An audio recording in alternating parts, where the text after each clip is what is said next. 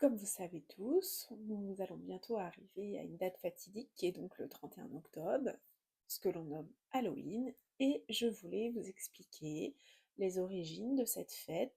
Peut-être que certaines personnes ne la connaissent pas. C'est en fait une célébration celtique irlandaise du nom de Samhain, excusez-moi si je prononce mal, mais qui est finalement le premier mois en gaélique, c'est-à-dire le mois de novembre.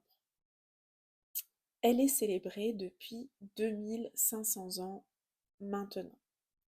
Lors de cette nuit de Samhain, les Celtes en fait célèbrent la proximité entre les deux mondes, le monde des morts et le monde des vivants. C'est en fait le voile qui se lève, le voile qui nous sépare.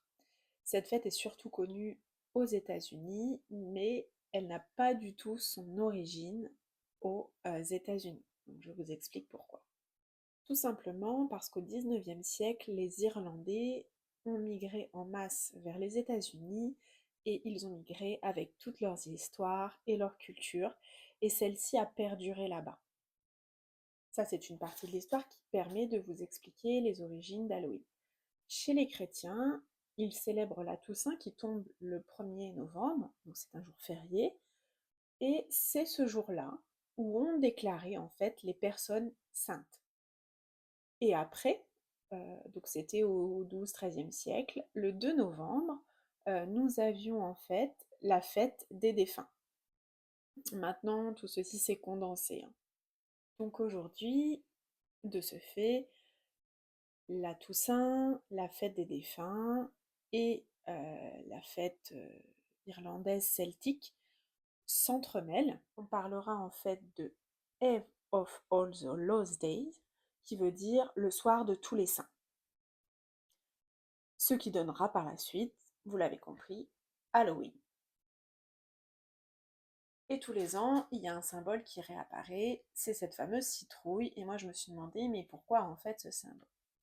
Et bien en fait ça vient de l'histoire de Jack à la lanterne, donc si vous connaissez la légende, cette légende raconte que Jack était en fait un filou, qu'il a dupé plusieurs fois le diable, et que à sa mort, l'entrée au paradis lui a été refusée. Il devient donc une âme errante, puisqu'il n'a pas de lieu où aller après sa mort, et il a été représenté avec une bougie dans un navet, et par la suite, ce navet deviendra la citrouille. La fin du mois d'octobre et le début du mois de novembre est marqué par le cycle de la vie et de la mort, donc de la renaissance. Et spirituellement, c'est un moment très fort où beaucoup d'énergies sont brassées. Et c'est aussi le moment de célébrer la vie comme de célébrer la mort. C'est vrai que nous, en France, on a tendance à voir la mort d'un côté très négatif. Et finalement, la mort, c'est aussi un nouveau cycle de vie, tout comme ça tombe en automne. L'automne permet à la Terre de se recharger en minéraux et de pouvoir nous offrir un joli printemps par la suite.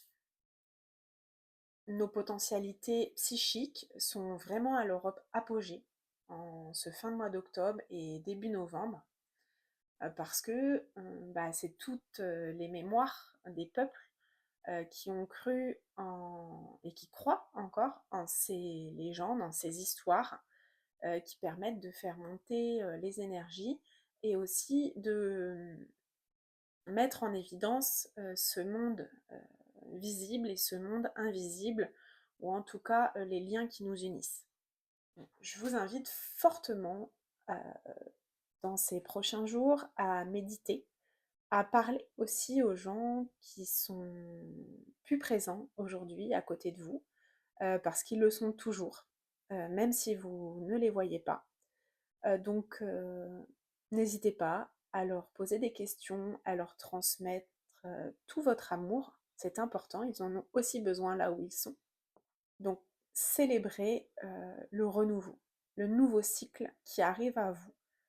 Et je vous souhaite de belles fêtes d'Halloween.